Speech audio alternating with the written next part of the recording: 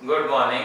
आज home science में अपन पढ़ेंगे फूड एंड न्यूट्रिशन। फूड यानी खाना, अपन जो भी कुछ खाते हैं और वो खाने योग्य भी हो और उससे अपनी बॉडी को हेल्प मिले, कुछ फायदा मिले, कुछ काम कर सकें, बॉडी को एनर्जी मिले, रोगों से लड़ने की क्षमता मिले, वो सारा होता है food. Food is anything that we are eat and which nutritious our body, यानी हमारी बॉडी को फायदा पहुंचना चाहिए, न्यूट्रिएंट्स अपनी बॉडी को मिलने चाहिए। फूड के फंक्शंस ऑफ फूड, फूड अपनी बॉडी में जाके क्या क्या करता है वो तो है ही, कुछ और भी काम करता है फूड इसके अलावा। जैसा पहला है सोशल फंक्शन। सोशल फंक्शन मतलब सोसाइटी में अपन बर्थडे मनाएं, मैरिज पार्टी हो, कोई भी ओकेशन हो, फेस्टिवल हो, तो फूड एक इम्पॉर्टेंट पार्ट उसमें अदा करता है। यानी फूड के बिना वो फेस्टिवल अधूरा सा लगता है, वो फंक्शन अधूरा सा लगता है, इसलिए उसमें फूड होना चाहिए। अच्छा फूड होगा तो लगेगा फंक्शन बहुत अच्छा हो गया, और खराब फूड होगा चाहे फंक्शन अच्छा हुआ लेकिन फूड खराब होगा तो लोग बोलेंगे नहीं नहीं कुछ फंक्शन नहीं था फूड का, फूड खराब था, खाना खराब था। दूसरा है साइकोलॉजिकल फंक्शन, यानी फूड से हमारे को साइकोलॉजी भी मेंटेन होती है, जैसे लव, सिक्योरिटी, ये सारा अपने को फूड से मिलता है। कोई भी घर पे मदर है, अपने बेटे को कुछ भी खिला रही है तो उसकी मदर का प्यार उस फूड से झलक रहा है, और बच्चा उस फूड को खा के अपनी मम्मी को प्यार कर सकता है कि मम्मी आपने बहुत अच्छा खिलाया, बहुत अच्छा बनाया। Physiological function, food provides energy.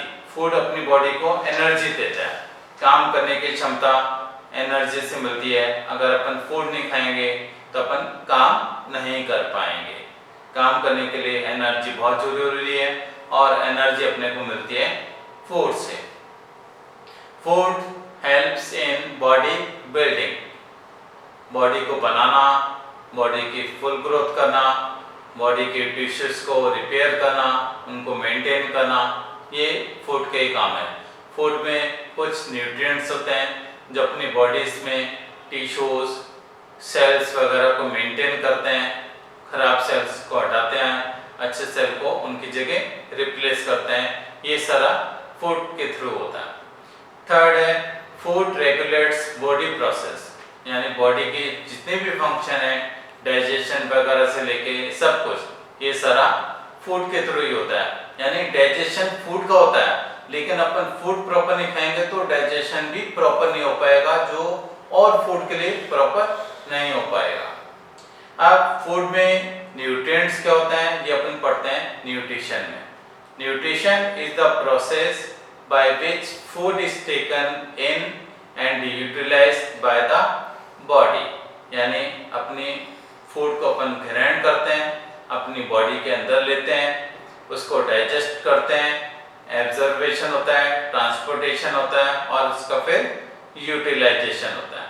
यानी फूड के अंदर जो भी न्यूट्रिएंट्स हैं वो पूरी बॉडी के द्वारा यूज में आते हैं, और उनके थ्रू काफी सारे फंक्शन जो अपनी बॉडी है वो करती है। तो अपन न्यूट्रिएंट्स को दो पार्ट में डिवाइड कर सकते हैं, एक होते हैं मैक्रो न्यूट्रिएंट्स और एक होते हैं माइक्रो न्यूट्रिएंट्स। मैक्रो मतलब जो बहुत ही लार्ज क्वांटिटीज में जरूरी होते हैं, जैसे carbohydrate, protein, fats and oil, ये सारे हैं मैक्रो न्यूट्रिएंट्स। माइक्रो मतलब छोटा, बहुत ही कम, यानी स्मॉल क्वांटिटीज में ये जरूरी होते हैं, जैसे vitamin, minerals, water. Vitamin A, D, E, K, B, C. Minerals में कैल्शियम, आयरन, आयोडीन, वाटर, ये सारे जरूरी हैं। तो दो तरीके से फूड हो गया, न्यूट्रिएंट्स हो गया, मैक्रो और माइक्रो। तो पहला अपन डिस्कस करते हैं मैक्रो न्यूट्रिएंट्स, जिसमें फर्स्ट आता है कार्बोहाइड्रेट्स।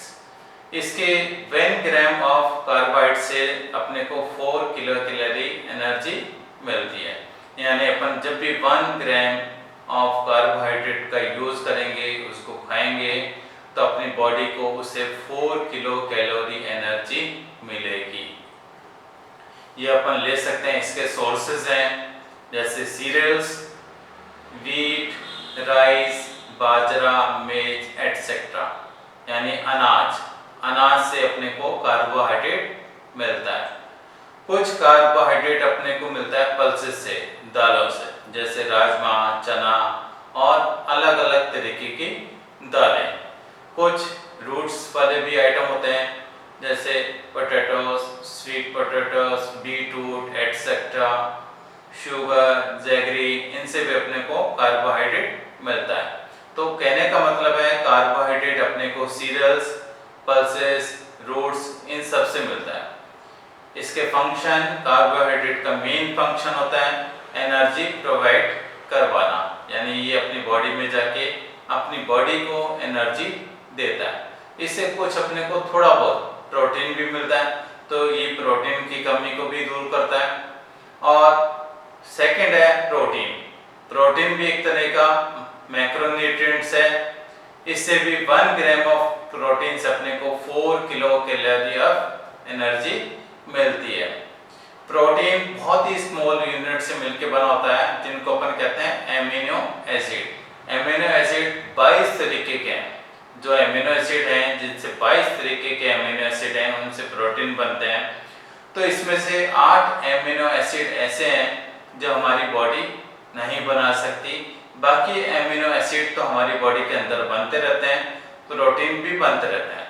लेकिन उस 8 एमिनो एसिड को लेने के लिए अपने को फूड जो प्रोटीन रिच हो वो लेना बहुत जरूरी है।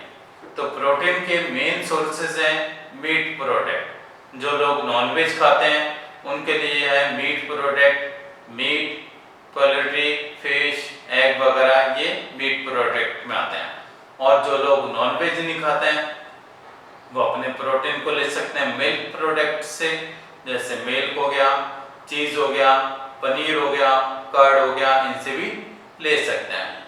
इसके अलावा पल्सेस, सोयाबीन्स, सीरियल्स, नट, ऑयल सीड, पीस, इनसे भी अपने को प्रोटीन मिलता है। आप लोगों को ये बता दूं कि सोयाबीन से अपने को बहुत ज़्यादा प्रोटीन मिलता है, यानी इससे प्रोटीन इतना ज़्यादा मिलता है कि वेज में मिल्क, पल्सेस और बाकी किसी भी चीज़ से इतना प्रोटीन नहीं मिलता जितना अपने को सोयाबीन से मिलता है। प्रोटीन के काम क्या होते हैं, फंक्शंस क्या होते हैं? नीड फॉर ग्रोथ, यानी हमारी ग्रोथ के लिए प्रोटीन बहुत जरूरी है। अगर अपन अपने फूड में प्रोटीन नहीं लेंगे तो अपनी हाइट रुक जाएगी, वेट रुक जाएगा या फिजिकल कुछ भी डैमेज हो सकता है। तो ग्रोथ के लिए प्रोटीन बहुत जरूरी है।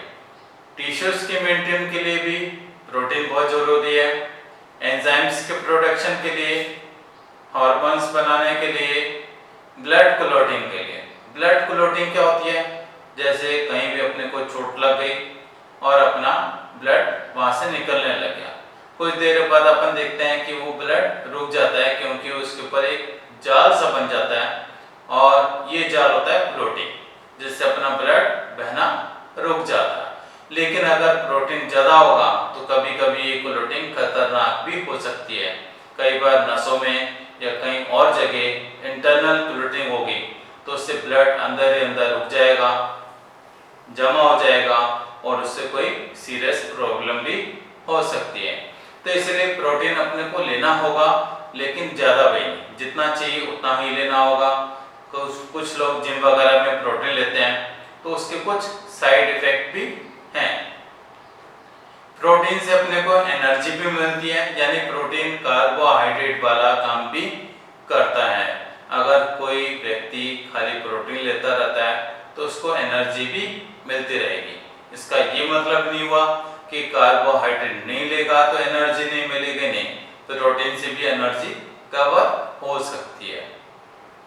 इसके कुछ स्पेशल फीचर्स भी हैं, उस पर अपन ये पढ़ सकते हैं कि एनिमल सोर्सेज से प्रोटीन अपने को ज़्यादा मिलता है बजाय वेजिटेबल सोर्सेज से।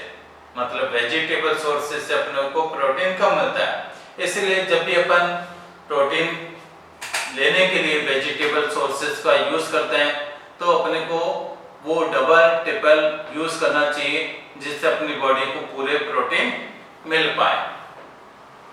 उसके बाद है फैट्स एंड ऑयल्स, ये भी मैक्रो न्यूट्रिएंट्स में आता है और इसमें थोड़ी एनर्जी अपने को ज़्यादा मिलती है। जैसे अपन 1 ग्राम ऑफ फैट्स का यूज करते हैं तो उससे अपने को 9 किलो कैलोरी एनर्जी मिलती है। फैट्स बहुत ही छोटे यूनिट से मिलकर बना होता है जिनको अपन कह सकते हैं fatty acids. Fatty acid saturated भी होते हैं और अनसैचुरेटेड भी होते हैं। सैचुरेटेड यानी फैट के वो आइटम जो सॉलिड होते हैं उनको अपन बोल सकते हैं सैचुरेटेड, उसको बोलते हैं अपन सॉलिड फैट्स। और अनसैचुरेटेड जैसे ऑयल इसका एक फॉर्म है अनसैचुरेटेड का, तो अपने को सॉलिड और लिक्विड दोनों स्टेट में ये मिल सकते हैं, सैचुरेटेड और अनसैचुरेटेड। यानी रूम टेम्परेचर पे जो भी लिक्विड होगा वो होगा ऑयल और जो सॉलिड होगा वो होगा फैट।